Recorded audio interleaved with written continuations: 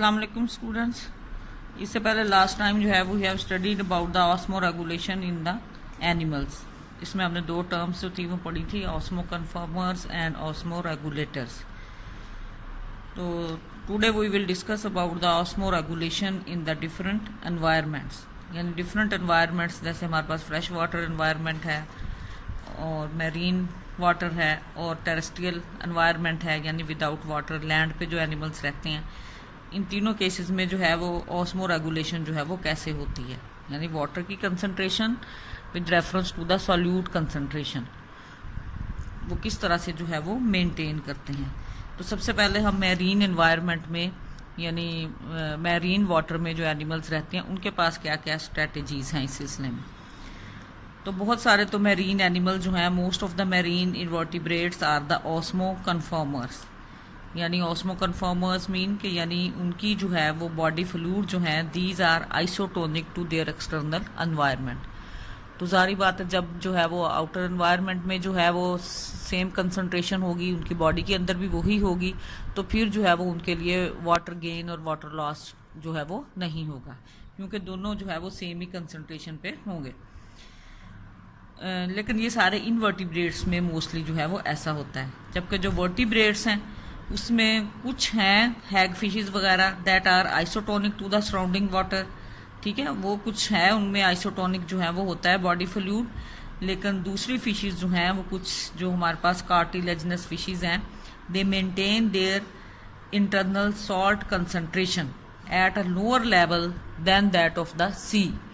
यानी sea water में वो रहती हैं तो वो अपनी जो है वो इंटरनल बॉडी में सॉल्ट की कंसंट्रेशन को लो रखती हैं एज कंपेयर टू द सी, कि जितनी सी वाटर में जो है वो कंसंट्रेशन होती है।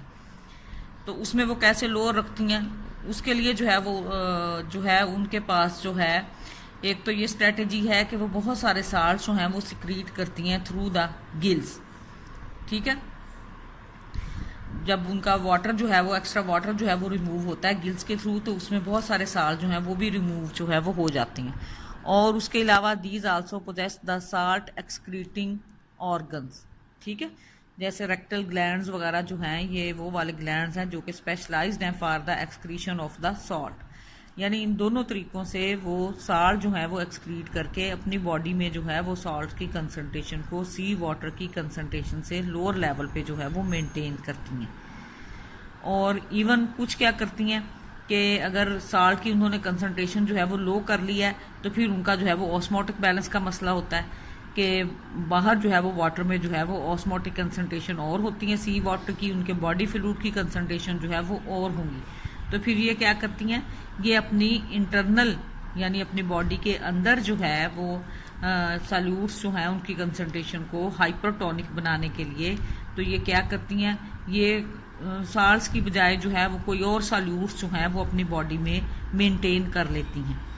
अब वो दूसरे सॉल्यूट्स में ऑप्शन उनके पास क्या है, जैसे यूरिया वगैरह जो है वो कुछ खास क्वांटिटी में जो है वो अपनी बॉडी फ्लूइड में जो है वो मेंटेन कर लेती हैं, जिसकी वजह से उनकी ऑस्मोटिक कंसंट्रेशन जो है वो मैरीन वाटर की ऑस्मोटिक कंसंट्रेशन के इक्विवेलेंट जो है वो हो जाती है। लेकिन इसका जो है दूसरी साइड पे जो है वो इसका साइड इफेक्ट भी है। In the high concentration the urea is the damaging, तो इसलिए वो यूरिया की बजाय जो है some fishes retain the some other chemicals other than the urea. उसमें जैसे ट्राई मिथाइल अमाइन ऑक्साइड, ठीक है, they produce for the production against the urea. यानी यूरिया जो है वो उनके लिए हार्मफुल है, उसको ज्यादा क्वांटिटी में जो है वो ज्यादा लॉन्ग टाइम के लिए जो है वो मेंटेन नहीं कर सकती, तो इसकी जगह पे वो ट्राई मिथाइल अमाइन ऑक्साइड जो है ये एज अ सॉल्यूट जो है वो अपनी बॉडी में जो है वो मेंटेन करती हैं। और उसके बाद जो है कुछ फिशेस जो हैं वो क्या करती हैं, उनके पास ऐसी स्ट्रेटेजी है कि they constantly lose water from their hypotonic body. यानी उनकी बॉडी जो है वो हाइपोटोनिक है, सॉल्ट की कंसंट्रेशन जो है वो कम है बॉडी में और बाहर मैरीन वाटर में ज्यादा है। तो वो क्या करती हैं कि वो कॉन्स्टेंटली जो है वो बॉडी फ्लूइड जो है वो वाटर जो है वो बॉडी फ्लूइड से बॉडी से जो है वो वाटर का जो है वो कॉन्स्टेंटली जो है वो लॉस करती रहती हैं टू द एनवायरनमेंट। तो उसके लिए फिर उन्हें क्या होता है कि अगर वो इस तरह से वाटर लूज करती रहेंगी तो फिर इस तरह उनकी बॉडी में जो है वो वाटर की डेफिशिएंसी हो सकती है। तो वाटर की डेफिशिएंसी नहीं होती क्योंकि वो कॉन्स्टेंटली जो है वो लूज भी करती रहती हैं और उसके साथ साथ these have adapted to drink large amount of the sea water. ठीक है। उसके साथ साथ वो बहुत सारी लार्ज अमाउंट जो है वो सी वाटर की अपनी बॉडी के अंदर भी लेके जाती हैं, और उसके साथ साथ जो है वो उस वाटर को जो है वो एक्सक्रीट भी करती हैं, और जो है एंड एक्सक्रीट कंसनट्रेटेड यूरन, और यूरन जो है वो उनमें प्रोड्यूस जो होता है वो हाईली कंसनट्रेटेड होता है। क्यों? क्योंकि उसमें मिनिमम जो है वो वाटर का लॉस होता है और मैक्सिमम जो है वो सॉल्ट का लॉस होता है। तो इस तरह से जो है वो उनके सॉल्ट रिमूव हो जाते हैं और वाटर जो है वो रिमूव नहीं होता। तो इस तरह से वो अपना ऑस्मोटिक बैलेंस जो है वो मेंटेन करती हैं।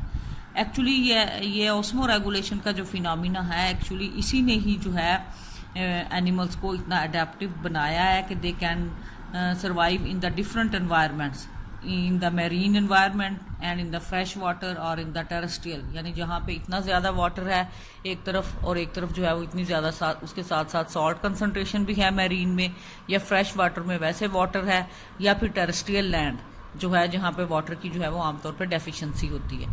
तो इस तरह के तीनों तरह के जो है वो हैबिटेट्स में एनिमल जो है वो इजीली अडेप्ट कर जाते हैं due to the mechanism of the osmo regulation.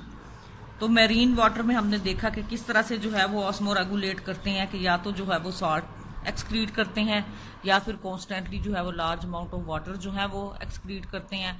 उसमें उनके जो है वो ग्लैंड्स वगैरह जो है सॉल्ट एक्सक्रीटिंग ग्लैंड्स भी उनके काम करते हैं, और उसके अलावा कुछ जो है वो अपनी ऑस्मोटिक कंसंट्रेशन को मेंटेन करने के लिए यूरिया या कुछ दूसरे सॉल्यूट जो हैं वो भी रिटेन करते हैं बॉडी के अंदर। तो ये डिफरेंट ग्रुप्स ऑफ एनिमल्स में डिफरेंट तरह की जो है वो स्ट्रेटजीज हैं। उसके बाद सेकंड टाइप की हमारी इन्वायरमेंट है, that is the fresh water. Fresh water animal जो होते हैं उन्हें सॉल्ट का तो कोई प्रॉब्लम नहीं होता, क्योंकि फ्रेश वाटर में सॉल्ट की कंसंट्रेशन नहीं होती हाई, बल्कि they are constantly facing the osmotic flooding of the body fluids and loss of the salt. उनमें ये प्रॉब्लम होता है कि उनकी बॉडी जो है वो कॉन्स्टेंटली जो है वो वाटर से फ्लडेड रहती है, और सॉल्ट की जो है वो डेफिशिएंसी जो है वो में रिजल्ट। तो उसमें क्या है कि फ्रेश वाटर एनिमल जैसे हमारे पास फाइलम प्रोटोजोआ में है, अमीबा वगैरह, पैरामीशियम वगैरह, उनके पास जो है वो वैक्यूल्स होते हैं जिनको हम कंट्रैक्टाइल वैक्यूल्स कहते हैं। वो स्टोर कर लेते हैं लार्ज क्वांटिटीज ऑफ वाटर, और after intervals these are excreted out. तो उसमें जो है ये उनका जो है वो एक मैकेनिज्म है, adaptive mechanism to live in the fresh water. कुछ जो है वो हमारे पास एनिमल्स जो हैं mostly fresh water animals, like the fishes which live in the fresh water, they remove the excess of the water by producing the large volumes of dilute urine। यानी वो कैसे अपना एक्सेस ऑफ वाटर रिमूव करेंगी कि बहुत ज्यादा large quantity में वो यूरन प्रोड्यूस करते हैं, लेकिन वो यूरन होगा क्या, डाइल्यूट होगा, यानी उसमें सॉल्ट का लॉस जो है वो मिनिमम होगा और वाटर का लॉस जो है वो सबसे ज्यादा होगा। इस तरह से भी वो कॉन्स्टेंटली जो है वो फ्रेश वाटर में जो है वो कॉन्स्टेंटली जो है वो रहते हैं। और कुछ एनिमल जो हैं फिर ये भी करते हैं कि जो थोड़ा बहुत इस दौरान में उनके सॉल्ट्स वगैरह जो हैं वो सिक्रीट होते हैं, तो these are compensated by having the salt containing foods. ठीक है, या फिर वो कुछ ऐसे फूड जो है वो एनिमल जो है वो अपटेक करते हैं जिनमें सॉल्ट जो है वो प्रेजेंट होते हैं, ताकि वाटर की रिमूवल के दौरान जो सॉल्ट रिमूव हुए हैं उसकी डेफिशिएंसी को जो है वो मेकअप कर सकें। और इवन कुछ ऐसे भी हैं which actively take up the salt by their gills as well as by the skins, यानी एक्टिवली जो है वो टेकअप करते हैं सॉल्ट। एक्टिवली का मतलब क्या कि अगेंस्ट द कंसंट्रेशन ग्रेडियंट, यानी उनकी बॉडी के अंदर जो है वो सॉल्ट की कंसंट्रेशन कम है, और बॉडी के अंदर जो है वो इवन सॉल्ट की कंसंट्रेशन जो है वो ज्यादा है और बाहर जो है वो कम है, लेकिन वो फिर भी बाहर से मजीद सॉल्ट जो है वो अपनी बॉडी के अंदर जो है वो एंटर करते हैं। कैसे? By the utilisation of the energy. तो एनर्जी यूटिलाइजेशन से जब वो अपटेक करेंगे सॉल्ट्स वगैरह की, तो उसको हम एक्टिव अपटेक का जो है वो नाम देते हैं, यानी वो इस काम में बाकायदा एनर्जी जो है वो कंज्यूम करते हैं। तो ये फ्रेश वाटर में एक कॉन्ट्रैक्टाइल वैक्यूल वाला मैकेनिज्म हो गया। उसके बाद कुछ डाइल्यूट यूरिन प्रोड्यूस करते हैं, और कुछ जो है वो सॉल्ट कंटेनिंग फूड जो है वो टेकअप करती हैं, और कुछ जो है वो एक्टिवली सॉल्ट जो है वो एब्जॉर्ब करती हैं उनकी बॉडीज। तो ये है हमारे पास फ्रेश वाटर में। एक्चुअली आपने इनको जो है वो पॉइंट वाइज जो है वो इनको करना है, अपनी बुक पे ही जो है वो छोटे छोटे जो है वो अंडरलाइन, आप लोग लेक्चर के बाद जो है बुक जब पढ़ें तो उसमें छोटी छोटी बातें अंडरलाइन करके अपने साइड नोट्स या साइड पॉइंट्स जो है वो तैयार करें, और फिर बस उनको जो है वो आपने डिस्कस करते जाना। उसके बाद थर्ड टाइप का एनवायरनमेंट है which is called as the terrestrial environment, यानी टोटली लैंड पे, ठीक है, जहाँ पे वाटर की अवेलेबिलिटी जो है वो शॉर्ट होती है। तो वहाँ पे एनिमल जो है वो किस तरह से एग्जिस्ट करते हैं या ऑस्मोटिक बैलेंस किस तरह से मेंटेन करते हैं। तो एक्चुअली यहाँ पे सबसे ज़्यादा मेन प्रॉब्लम जो है which has to face the animals that is the dehydration. ठीक है, कि डिहाइड्रेशन का सामना जो है वो उनको ना करना पड़े due to the evaporative loss of the water. तो उसमें आर्थ्रोपोड्स एंड द वर्टिब्रेट्स जो है these have been successfully adapted to the terrestrial mode of the life. क्यों? क्योंकि इनमें जो है वो इनकी बॉडी सर्फेसिस जो हैं दीज आर कवर्ड, उनकी बॉडी सर्फेस जो है वो कवर्ड होती हैं and they prevent the loss of the water.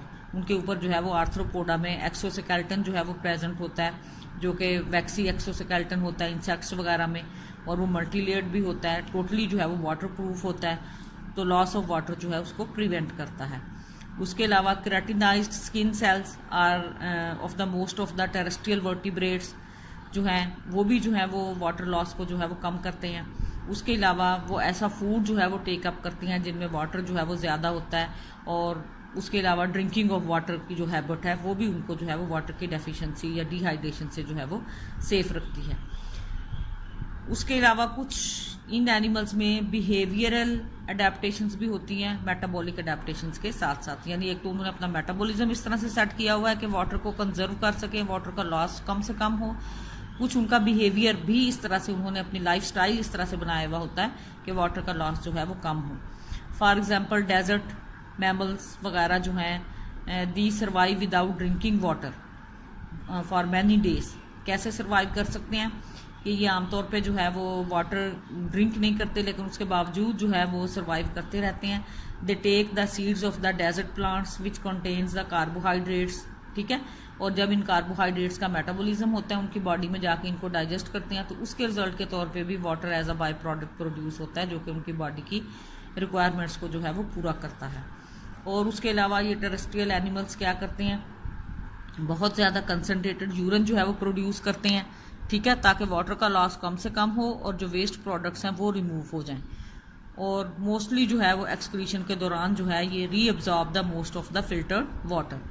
और उसके अलावा जो है फिर इनका लाइफस्टाइल भी इस तरह से होता है कि नॉक्टर्नल, यानी रात में जो है वो ज़्यादातर जो है वो बाहर निकलते हैं एनिमल्स जब कंपैरेटिवली टेम्परेचर भी कम होता है, ताकि वाटर का लॉस जो है वो कम से कम हो। दिन में जो है ये अपनी बरोज वगैरह में या अंडरग्राउंड जो है या अंडरग्राउंड जगहों पे जहाँ पे सूरज की जो है वो डायरेक्ट रेज वगैरह नहीं जाती, वहाँ पे अपने आप को जो है वो हाइड करते हैं ताकि वाटर का लॉस जो है वो कम से कम हो। Moreover, the terrestrial animals also have the capability to tolerate the dehydration.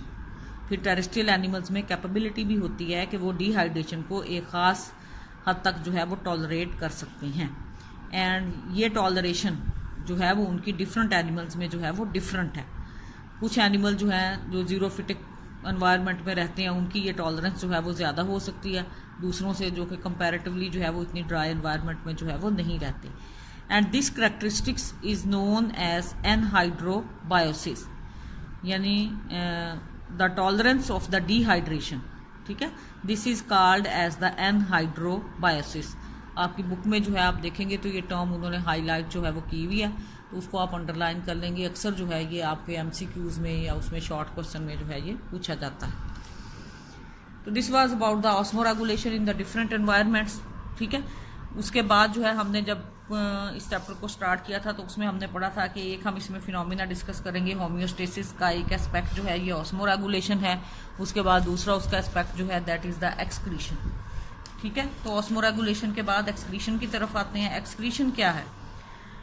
तो एक्सक्रीशन में हमारे पास क्या है कि एनिमल्स जो हैं फूड जो है वो अपटेक करते हैं कार्बोहाइड्रेट्स की शक्ल में, उसके अलावा लिपिड्स की शक्ल में लेते हैं। उसके बाद जब उनका मेटाबॉलिज्म होता है these are metabolised to produce the carbon dioxide and the water. और उसके अलावा जब प्रोटीन्स का खास तौर पर मेटाबॉलिज्म होता है, जो प्रोटीनिक फूड जो है वो जो उन्होंने लिया हुआ होता है उसका जब मेटाबॉलिज्म होता है तो उसके रिजल्ट के तौर पर जो है वो प्रोड्यूस द नाइट्रोजिनस वेस्ट, क्योंकि प्रोटीन्स में हमारे पास जो है वो अमाइनो ग्रुप प्रेजेंट होता है विच कंटेन्स द नाइट्रोजन। तो उसमें जो है फिर उनके पास जो है वो नाइट्रोजिनस वेस्ट प्रोडक्ट्स जो है वो प्रोड्यूस होते हैं। तो so that these waste products when these are concentrated in the cell they are harmful, so that they must be removed from the body. ठीक है, in the form of the wasteful metabolites. और उनमें specially जो है वो wasteful metabolites में mainly जो है वो हमारा कंसर्न जो है वो नाइट्रोजिनस वेस्ट प्रोडक्ट से ही होगा। तो अब इसमें जो है वो एक्सक्रीशन में सबसे पहले जो है वो will discuss the excretion in case of the plants, क्योंकि प्लांट्स में जो है वो एक्सक्रीशन का मैकेनिज्म जो है वो एनिमल से काफ़ी ज़्यादा जो है वो डिफरेंट है, क्योंकि एनिमल्स की जितनी जो है वो एक्टिव जो है वो क्रिएचर हैं, प्लांट्स जो है वो उतने ज़्यादा जो है वो एक्टिव नहीं है। उनका लाइफस्टाइल जो है वो though they are the living but they have the lifestyle kind different from that of the animals. तो उनमें इसलिए जो है वो इन वेस्ट प्रोडक्ट्स के लिए भी कोई खास जो है वो रिमूवल के लिए मैकेनिज्म नहीं है। बस कुछ छोटे मोटे जो हैं वो उसमें एस्पेक्ट्स हैं जिनको हम जो है वो डिस्कस करेंगे excretion in case of the plants. तो उसमें जो है नेक्स्ट जो है वो एक्सक्रीशन जब हमने डिस्कस करना है प्लांट्स में, तो उसमें बस मेन जो है वो 3-4 पॉइंट्स हैं जो आपने जो है वो डिस्कस करने हैं।